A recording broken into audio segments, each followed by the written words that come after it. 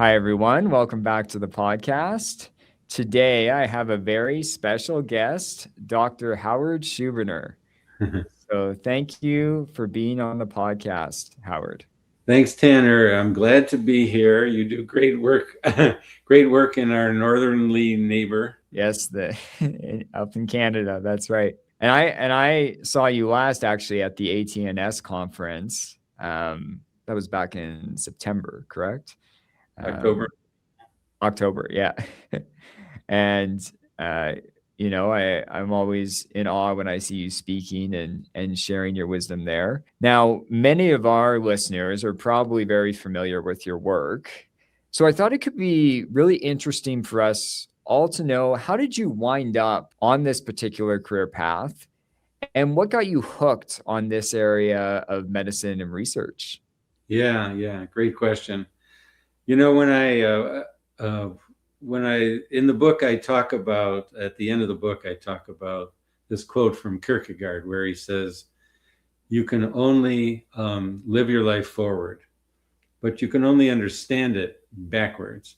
And when I look back at my life, there were so many things that seemed to have led up to this, almost as if they were fate or destiny for me to do this work.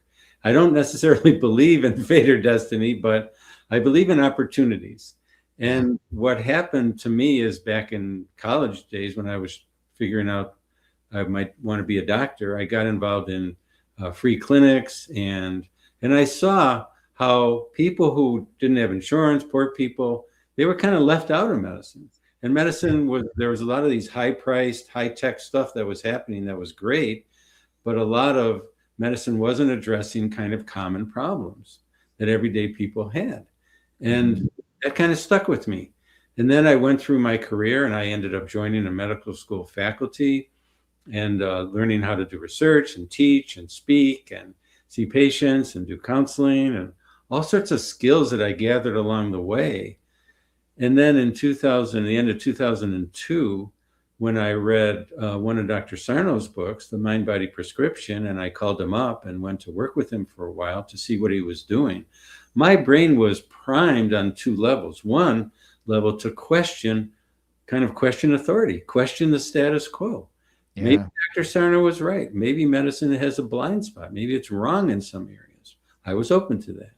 And at the same time, I had developed a lot of skills that served me well when I started doing this work. And I got hooked by it because I started trying it out when I came back to my hospital, and it worked.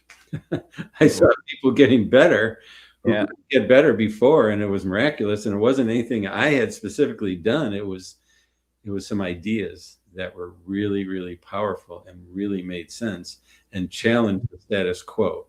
So that's kind of how I got hooked, and that led to a tremendous outpouring from me in reading and eventually research and practice and connecting to people around the country and around the world. And it's just the ideas, and when you went back and practiced them in that story, you realized, oh, how powerful these things are and how much change they can actually create. Yeah, exactly. Yeah, exactly. And it boils down to neuroscience. It boils down to medical science and neuroscience and psychological science. And you put all those together and you have a really powerful recipe for helping people with some of the most vexing conditions that are known to man, that modern medicine has not had answers for: chronic pain, anxiety, depression, chronic fatigue syndromes. Yeah, and I think it's incredibly powerful work. And personally, I got so much out of your workbook, that the Unlearn Your Pain workbook that was published 2010. Is that right? Yeah, right. In 2010. I recovered from widespread chronic pain in, I think, maybe 2015. And I read some of Dr. Sarno's books, but I really liked the way you laid out these ideas in the book, and the workbook was super helpful just to do the exercises and practices, and it had amazing results. And I'm always sharing that book with all my clients that I work with. And I know now you have a new book, a novel-sized version of Unlearn Your Pain that's coming out. And what does this new format and writing offer the readers? Well, it's big. There's a lot. Big. It's like my opus, Yeah. my legacy project. It's got over 800 medical references. I really tried to go into depth for the general public, but into depth on the neuroscience of how the brain works and the neuroscience of pain, anxiety, depression, and fatigue. How our brains literally create what we experience. There's a ton of that in there. And then I have whole sections on the different conditions, the medical science of what we know about back pain and how we know that most people with back pain do have a neuroplastic condition, and irritable bowel and fibromyalgia and pelvic pain.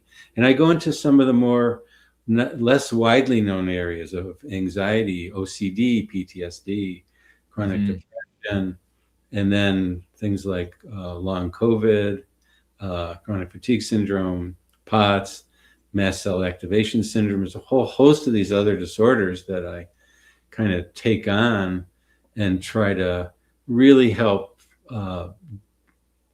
get into the nitty gritty of what's going on when we put together the medical science, the neuroscience, and the psychological science. And then there's a whole treatment section, of course, as well. I just tried to wrap it up with a lot of love, a lot of compassion, a lot of caring,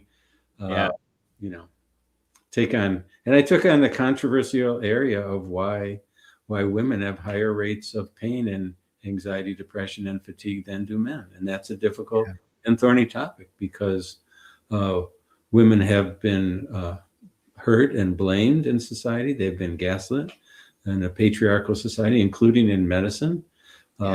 And they haven't been believed, and they've been dismissed. And this book and this work is about seeing people in their wholeness, not blaming them, or not saying it's all in their head, but seeing that their life experience is really important, and seeing them that their life experience and everyone's life experience, traumas, emotional, physical, sexual abuse, intimate partner violence, online bullying, all these things are higher in women than men. And so it's really not surprising that women have higher rates of these conditions, as do other vulnerable populations, rural people, poor people, and less educated people, people of color, other minorities, sexual minorities, etc. So I really tried to be as comprehensive as I could.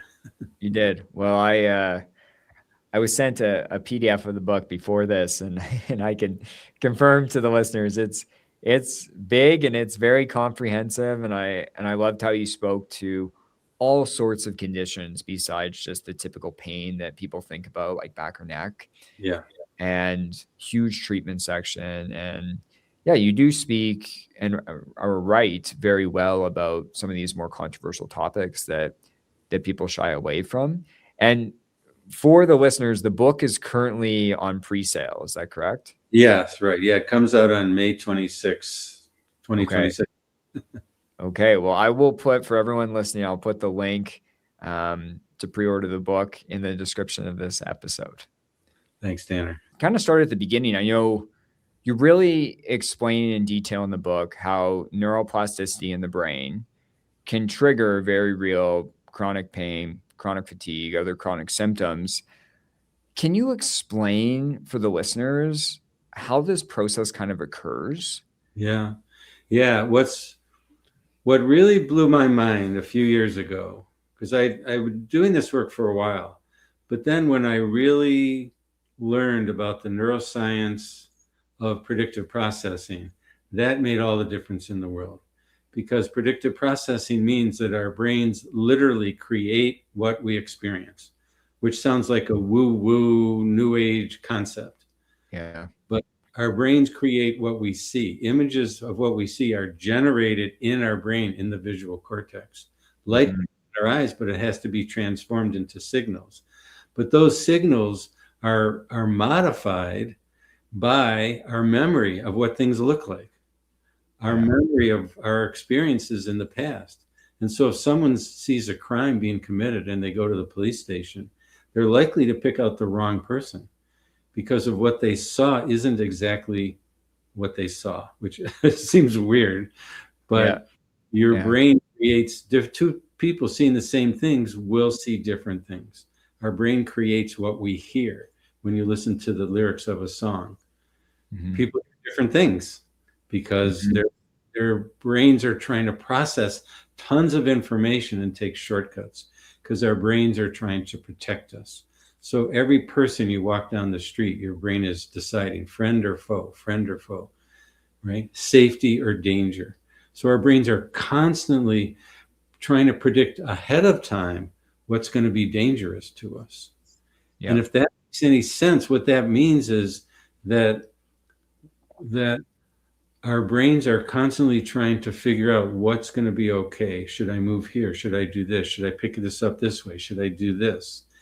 And it's predicting how to respond. And so all of our past experiences go into that. And so when you're walking into the store and you see a red car jump out, oh, maybe there was something in the back of your mind where a red car was dangerous in some way, or cold was dangerous in some way, or a person who looked in a certain way was dangerous in some way, and our brains are going to react to that. And so the point is that pain occurs in the brain. When you touch a hot stove, it's not your finger causing pain, which again is weird. The finger sends signals to the brain, but you can have an injury and have no pain. Just that fact. If you can have an injury, and everyone knows that can happen, no pain, that means the brain is controlling pain. And then you can have pain in the absence of injury. And stress and emotions cause the same parts of the brain to light up. So our brain is a warning detection system. It's looking out for danger all the time. Is it a snake or a rope? It's looking out for danger. And if we get injured, the brain turns on pain, so it knows we're in danger and we should take action. But if we have emotional injury, the brain can also turn on pain or any other sensations as a warning sign. And that's how the brain works. It's not a certain part of the brain, it's a networks within the brain. The neuroscientists call it the salience network, which means what's important. So it's important. You're walking down the street and everything's fine, and then something shoots out of the window. It's important. The brain has to react. But it might be a memory of something. You might look up and there's a memory of something, and your brain could react to that. Okay. So I don't know. Does that make sense to you? No, it makes a lot of sense. And one thing that we often talk about with our clients are these ideas of like optical illusions. Yeah, exactly. You see these, right? Where you think one shade of a square is different than another shade of a square, but when you actually line them up, they're the exact same. Right. It's kind of what you're talking about. In the sense of basically when inputs come up from the body, it's not a direct input output. The input comes up from the body to the brain. It's combined with basically a bunch of other data. Correct. And that's like, as you said, like memory, emotional state, whether something is safe or dangerous, whether your body's safe or dangerous. So it just gets combined with all this information. And then your brain makes decisions. Exactly. Yeah. And the main reason the brain will make one decision is most likely what it did last time. So the brain, it tends to repeat. That's how pain, anxiety, depression, fatigue can get stuck in a loop. That's why the brain continues to produce them, because that's what it's predicting. Every time you bend over, if you had back pain last time, your brain is going to predict back pain this time, unless it gets new and corrective information. And so once that loop forms, and that loop can form very quickly, because if you tweak your back one time, and last time you tweaked your back, you were in bed for 3 weeks, that tweak of your back this time is going to trigger that danger signal pretty strongly, and your brain's going to go, whoa, wait a minute. If you get a cold, and the last time you got a cold, you were in bed for a whole week, out of it, fatigued and couldn't get out of bed. You get a cold this next time, and the brain might trigger pretty strong reaction of fatigue, because that's what it did last time. It's just trying to kind of help us and protect us from what it perceives as danger. Okay. Okay. So this is essentially how pain or symptoms can be learned. And I love what you said there, where I think a lot of people in this space, and a lot of people I work with, think about it like this: of, well, I only had the one or two experiences of back pain. Like, how was that learned so quickly? Yeah. But it really can be learned quite fast. Hey? Yeah. Immediately. Yeah. Immediately, because the brain is, and that's why it can be unlearned very quickly also. Okay. Yeah. Because the brain, these are neural circuits. They're not hardwired things. You Yeah. know, it's not like some pathway that is hardwired into like a computer motherboard. It's like a software. It's a neural Yeah. circuit. It can be formed and unformed, and the brain changes quickly. I mean, if you there's a study I talk about in the book where if they blindfold people and they give them these tasks on their skin of 2-point discrimination, so they're trying to figure out what they feel on their skin while being blindfolded. Mm-hmm. Same time, they're monitoring their brain function. And what they Yeah. find with 40 minutes or so, parts of the brain that are used for vision start to get used for tactile input within half an hour to an hour. Wow. The brain is changing that quickly. It's saying, oh, we're not getting any input from the eyes. Let's use this part of the brain to help with this other task. I mean, that is amazing. That is amazing. And I think it kind of speaks to the results of the Boulder back pain study that was done on pain reprocessing therapy. Because I remember when that study came out and Alan Gordon's book came out, there was a lot of people. I remember at the time when I would get, new reach outs of people kind of Yeah. interested in this, but it was almost like a disbelief thing of Right. like, how could someone heal that quickly, essentially, Right. from years upon years of pain? But Yeah. but that's the thing, is that it can be reversed very quickly as well for some people. Because these are learned neural circuits and they can be unlearned. The brain responds to predictive, changes. It's called prediction error. Mm-hmm. It sees, oh, that's an error. Oh, I'll change the correction. I'll change the output, and that's it's an amazing process, because we know that it can happen quickly, and we know the brain needs certainty. This is a really important part of this work, and it seems odd because, again, it sounds unbelievable. It sounds too good to be true, that if you change your belief in something. But part of the reason people don't get better sometimes is they don't believe that they can. And this is what I was saying, friend or foe. When you're walking down the street, is that person friend or foe? The brain works in safety or danger. Yep. So it needs that certainty.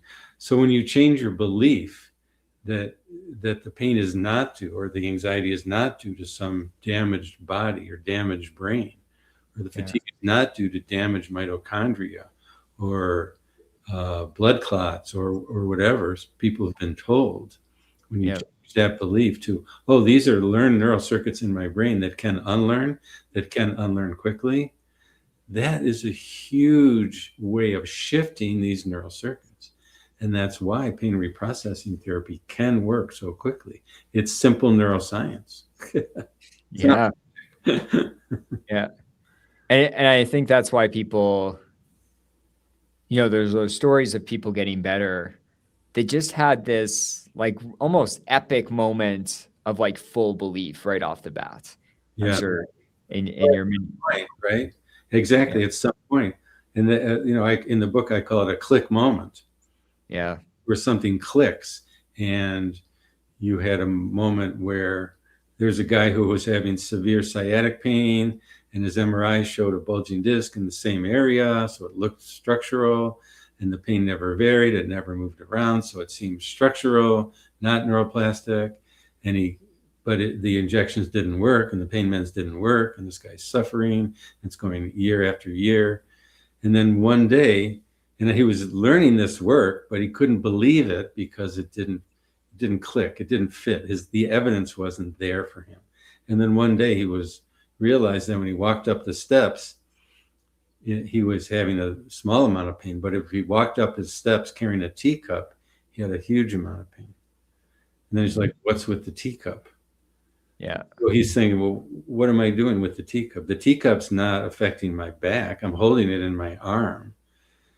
But he said, I'm having this thought, don't spill the tea.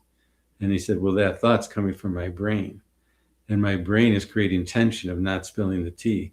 And that tension is causing more pain in my leg. And he went, click. And that was his moment. Yeah. A little cup of tea. That was his moment. And people have these all the time. And then he had the confidence. Then he had the belief. And then he got better. And within a couple months, he was, walking 20,000 steps and traveling to Europe and carrying suitcases, things he could never have done. Wow. Because he changed the mindset, he changed the belief, he changed the confidence, and that changed the neural circuits in his brain. Yeah. Well, it speaks to this idea of people starting to self-assess and look for signs that their symptoms are neuroplastic. Exactly. And, let's imagine someone listening is brand new to this idea of brain-based treating chronic symptoms with a brain-based approach. Right. What would be your top signs you would really want them to look out for that could suggest their symptoms are neuroplastic? Yeah, great question. Well, the first thing is everyone's going to get medical evaluations and make sure they don't have a significant structural problem. So that has to be done first. Okay. But when you do that, once you've done that, and so when you do that, either the doctor is saying, I don't know what the cause of your symptoms is. All the tests are normal. That's one option. Then it's going to be neuroplastic. Because if it's not structural, what else could it be? I mean, just that is pretty powerful. Or they'll say you have this condition, but this condition is one of the conditions that are highly likely to be neuroplastic. Fibromyalgia, irritable bowel syndrome, chronic neck or back pain, migraine headaches, tension headaches, chronic pelvic pain, pudendal neuralgia, interstitial cystitis. The list goes on. Tinnitus, vertigo syndromes, not to mention anxiety, depression, chronic fatigue, etc. So that in and of itself is a big clue, a really big clue. Yeah. But beyond that, if you want to go a step farther, which I believe you should, to get to your question, what are the signs that rule in a neuroplastic condition? One is that you've had other neuroplastic conditions in your life. You've had stress and trauma in your life. The stress and trauma is related to it. So you had symptoms that were at the onset of some of the stressful life events. You're putting those links together. Those can be powerful evidence as well when you really see that pattern. Yeah. And then the third level is what I call the fit criteria. Are the symptoms functional, inconsistent, or triggered by innocuous stimuli? So functional means it's in a wide area of the body. It came on without any precipitating injury. And again, the tests are normal. You're not finding any structural disease to account for it. The pain is spreading over time. The pain or the symptoms are very widespread. They're very severe. You have minor things that are minor on kind of examination or medical visits, but the symptoms are very severe.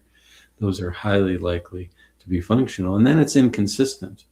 So it shifts or moves, it turns on or off, it moves to different places in the body. I'm sure you experienced that when you were suffering. Yes, absolutely. Because I mean, if you break your elbow, it doesn't start hurting in the other elbow. If you break your elbow, it's your fingers aren't going to be in pain, or your back. I mean, it's that. It's that inconsistency, variability during the day, waking people up in the middle of the night, bad in the morning, better in the afternoon, all these variability things that point to the neural circuits ramping up and ramping down. And then these triggers, people who are triggered by pain or other symptoms because of going to the grocery store or visiting a relative, or hot or cold or sun or wind or sound or the weather, or all these kinds of things that turn out to be conditioned responses. So there's a whole list of these things that are in my book, and it's really powerful when people really look at them closely and begin to see, oh my God, that just happened to me. There's the evidence. There's the yeah. I really appreciate you sharing all this, because I think, all those criteria you just talked about, you're right. Like it can bring on that click moment for people. And as you were talking, I was thinking to myself, I remember my pain started, I think it was in my left shoulder, right to my fingertips.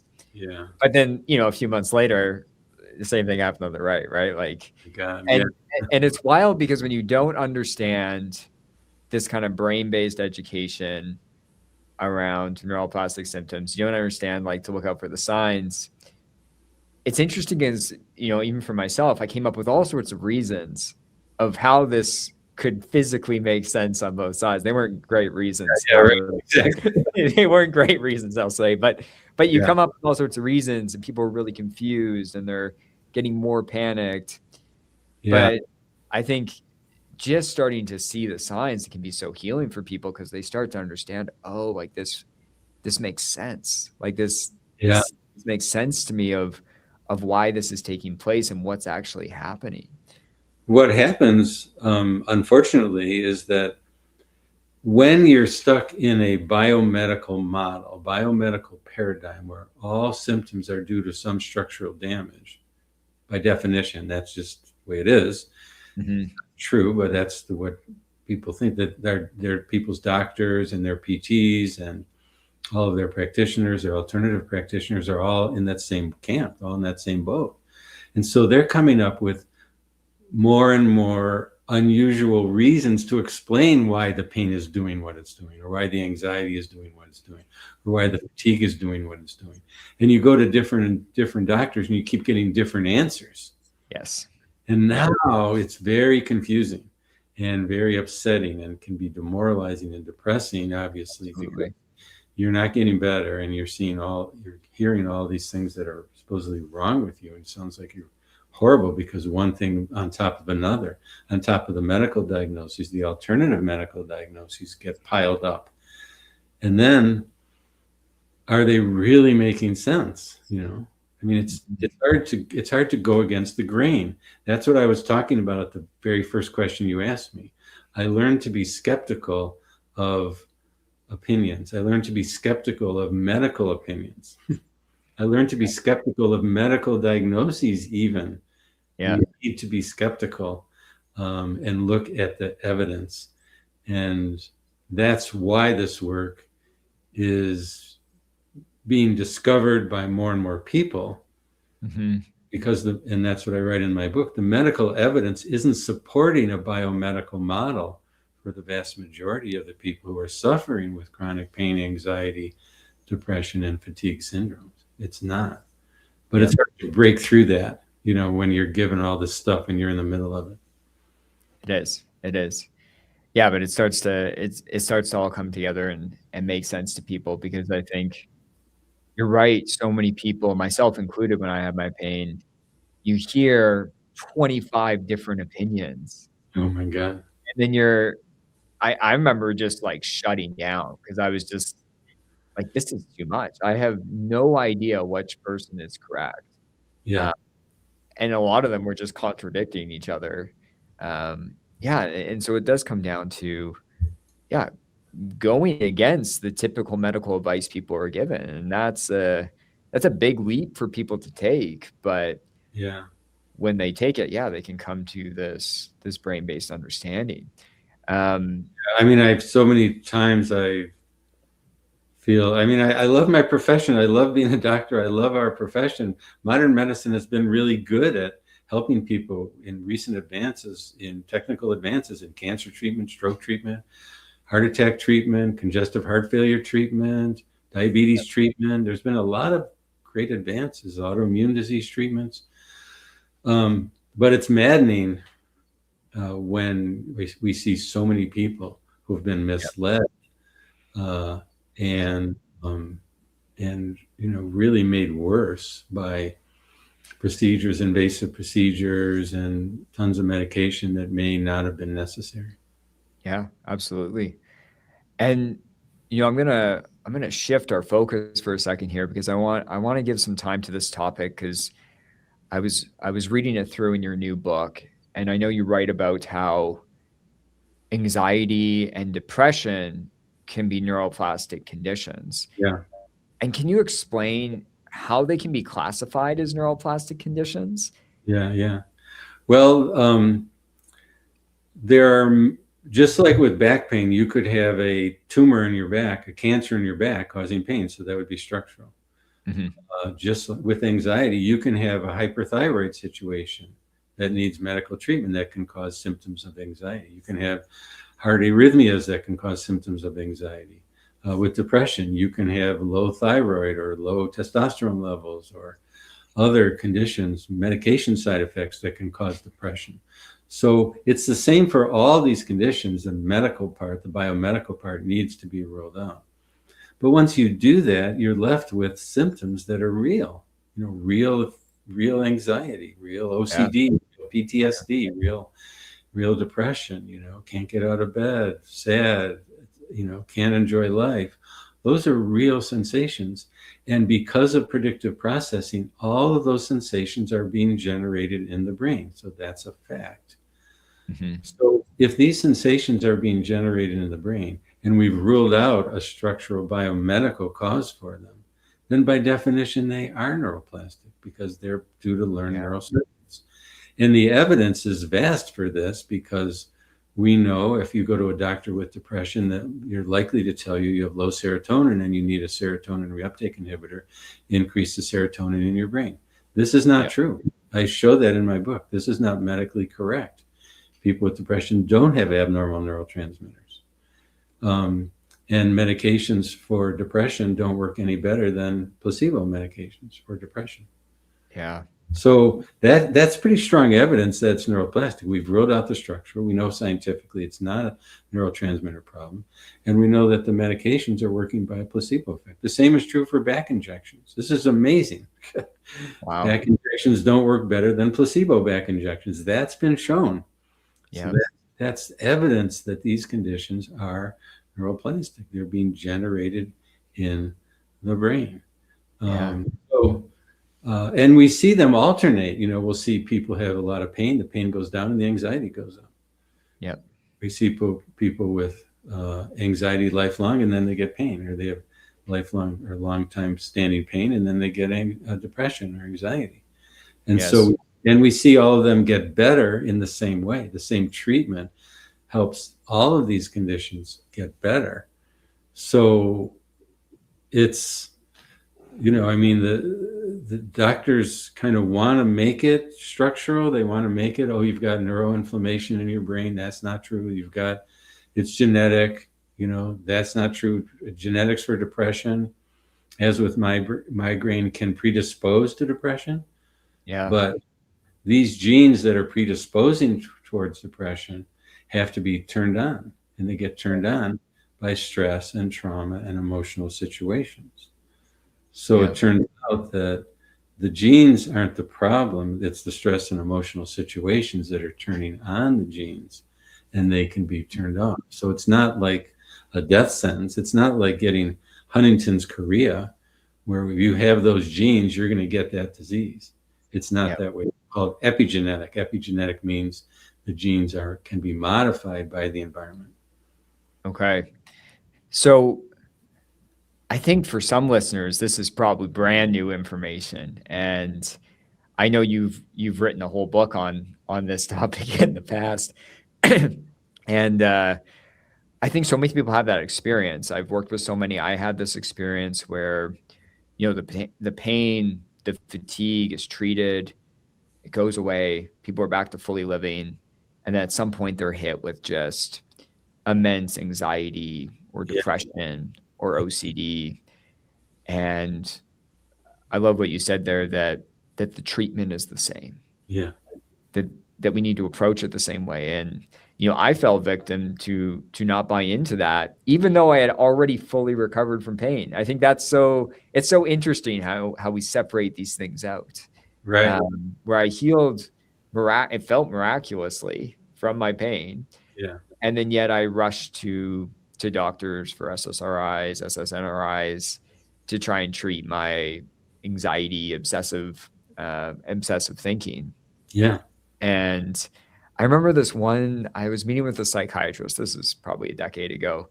And I was sitting there, and at the time, I know you've talked about sleep before, but at the time I was so anxious about my sleep and obsessed about it. It's all I thought about all day. And at the time I had a new baby that was 3 months premature. I Oh, moved into a house. I graduated my graduate degree.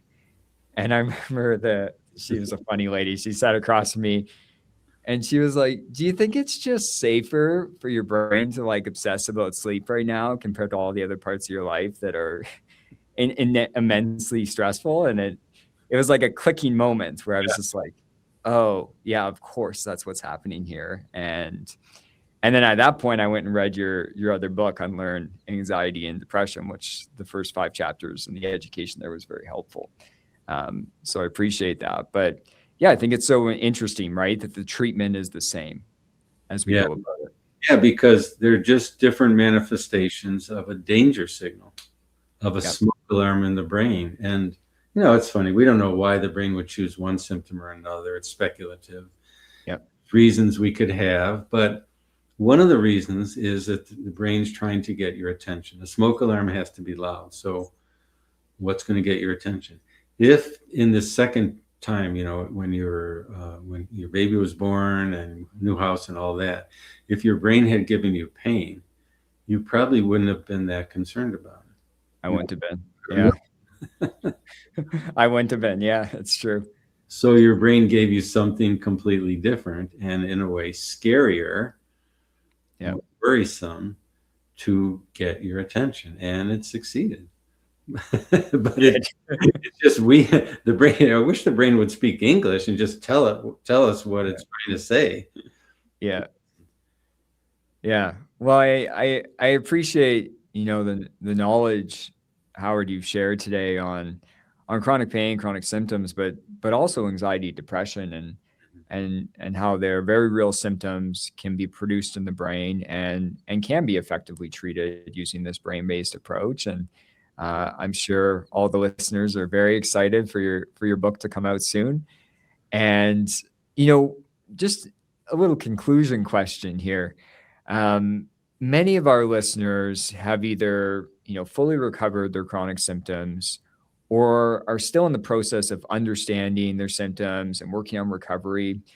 What would be a final message about neuroplastic symptoms you would want to give the audience? Yeah. I think sometimes going back to the basics is the best thing. Making sure that you're convinced that medical stuff has been ruled out, and you're convinced of that. Mm-hmm. You're convinced this is neuroplastic, and you've looked for your click moments, and you've made your evidence list, and you go over it, and you really, really find that you can change your belief. Yeah. It's just so often that people are they say, "Oh yeah, I know it's neuroplastic," but they're not really buying into it. Yeah. They're just kind of waffling and wavering and still worried about all these other things. See if you can get that out of the way. See if you can give your brain certainty. See if you can give your brain compassion and caring and love. See if you can give yourself compassion and caring and love for what you're going through. And see if you can then begin to find something else that will give you something meaningful and valuable and fun and enjoyable in your life that you can focus on instead of, as you were, focusing on why you're not sleeping. Yeah. It's not a good focus. It's not a good focus. Yeah. Well, that's wonderful advice. I really appreciate that. And I appreciate you spending the time coming on to this episode and sharing your great wisdom. And thank you everyone for listening, and I'll talk to you next week. Thanks, Tanner. Appreciate it.